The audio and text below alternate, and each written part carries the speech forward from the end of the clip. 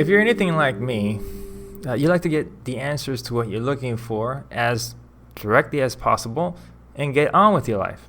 And if you're anything like me, you also get really frustrated every time you can't find a direct answer to your question. So today, I'm going to answer a very specific question. How do I properly dose my aquarium with Seachem products? When I was starting in aquascaping, I got some great advice from my local fish store. The guy that worked there was basically a walking encyclopedia when it came to this stuff. So he set me off with some Akadama soil, which is the one that I had in my first aquarium setup that you saw in my other videos, my first videos.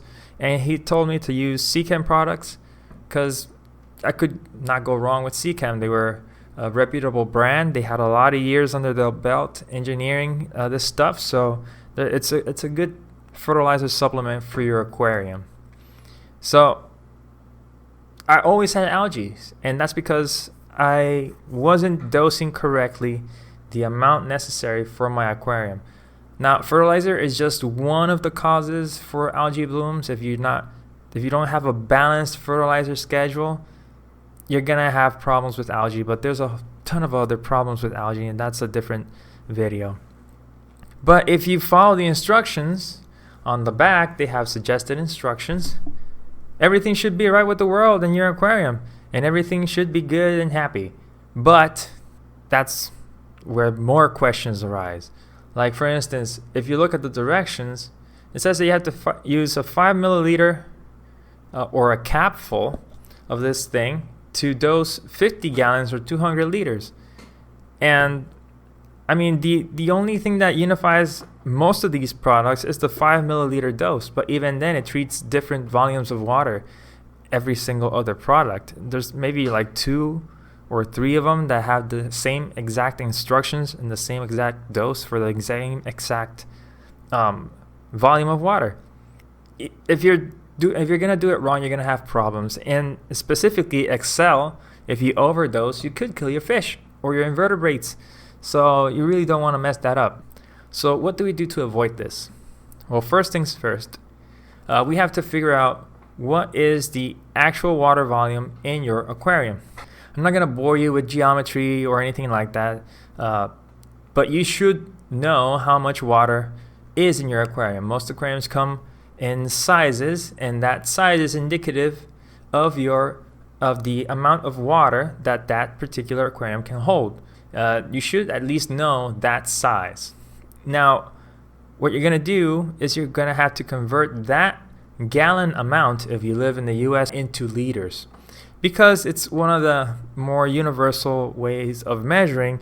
Plus, your Seachem products is being measured in milliliters, and it also has a liter amount on the back. So it's a different unit of measurement based in tenths and hundreds and thousands instead of whatever fraction we're using here in the US and the UK. So we're going to have to convert it into liters. But just because your aquarium is 29 gallon does not mean that you have 29 gallons in your aquarium. After aquascaping, you have your substrate, you have your fish, you have your plants, you have your rocks, you have whatever else is floating around in your aquarium. You have stuff in it that take out from the water volume. So you're going to have to either scape your aquarium. If you're going to do this from the beginning, scape your aquarium and measure out gallon by gallon how much are you actually putting into your aquarium. Or if you're like me and you forgot after you rescaped your aquarium, you have to guesstimate. You're going to have to figure out how much of the water you're taking out to put other things in it. So it's not terribly difficult. You can overestimate and then adjust later on. Now, once you have this number, you're going to convert it into liters. How do you do that?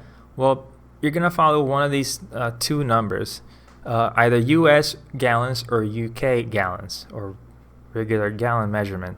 1 US gallon is 3.785 liters, and UK gallons are 4.546 liters. You're going to multiply your aquarium gallon number by one of these two numbers wherever you live, either in the US or In the UK, you're going to use one of these two numbers to multiply it. And you're going to get your the amount of liters that is in your aquarium. Okay, the second step is determining how much are we going to dose. This is where we get to the point of answering the question. You're going to look at the back and it's going to give you a suggested dosing. It's going to say 5 milliliters for every 200 liters or 50 gallons in Seachem iron, which we are going to be using as an example of how to dose. Now, what you're going to want to do is take this number, the 200 liters or 50 gallons, you're going to divide it by 5 to get a smaller number, to divide it even further. Because not all of us have 50-gallon aquariums for aquascaping or 90-gallon aquariums. We usually have either nano tanks or something like a 40-gallon breeder or 39 or 29-gallon aquarium like I do. Usually it's in between that range, because anything bigger than that's a bit costly. So in my case, I have a 29-gallon aquarium. This number of 50 gallons is no good for me. I need something smaller. So we're going to divide it by 5 to have 1 milliliter increments for dosing. In other words, when it comes to Flourish Iron, we have a dose of 1 milliliter for every 40 liters or 1 milliliter for every 10 gallons. Now, you can totally use this number here in the back. It doesn't really matter. But if you do the math, you see that 10 gallons is not 40 liters. 10 gallons US is 37.85, and 10 gallons UK, I've been told it's UK gallons, it's 45.46 liters. So which one is it? Well, if you see, it's 40 liters is like in between the two. I'm going with US gallons because US gallons is what I have here in Puerto Rico, and as I can see, it's just a tad bit lower than what it is recommending here with dosing with the liter indication. So if I see any deficiency, I can just bump it up to the 40 liter mark and I'll be good. Now we're going to divide our total water volume of our aquarium by this number. For instance, my aquarium in liters is a 29-gallon aquarium. I estimate that I take out like maybe 4 gallons of water by putting in substrate, plants and fish and whatnot, and I get a 25-gallon aquarium. Now, if I do the math, I get a 94.5 liter aquarium. So what I'm going to do is I'm going to divide 94.5 by 37.8, and it should give me a total of 2.5. 2.5 milliliters of iron is what I'm going to dose for my water volume in my specific aquarium. Okay, so we got our measurement for my aquarium, and with the Seachem Flourish Iron, I'm going to dose 2.5 milliliters to my aquarium. Now, the thing is, you have to do this process for every single Seachem product, and there's like 8 different bottles that you're going to be dosing throughout the week. Yes, it's tedious, and the thing is that you don't have to do it because I already did it. I made a Google Sheets that you can open up. The link is in the description. It's going to be identified as UK, US, and liters. You can use whichever one you want. I based my numbers on the Seachem products and on the math that I can find regarding how to convert gallons to liters. So it's all based on math. I did it like 50 times. I went through it over and over and over again because I didn't want to kill anything. I've been using this chart for months now, and I've been having great results. So it works. So if you want to use it, the link is in the description below. I do not take any responsibility for anything that happens to your aquarium. If you want to copy the Google Sheets and inspect the data yourself, you can do that. I do not take responsibility if you change the number in the equations. The thing is, it's there. It works. You can put in your gallon amount, print it out, and have your chart for the rest of your life, if that's what you want to do. So now we have our doses. We know how much the dose of iron, Excel, all that stuff. That's all fine and good. Now, how do we dose it? Because we get the recommendation of using the cap. It's horribly disgusting because this is really old. But they give you the recommendation of using the cap as a measurement device.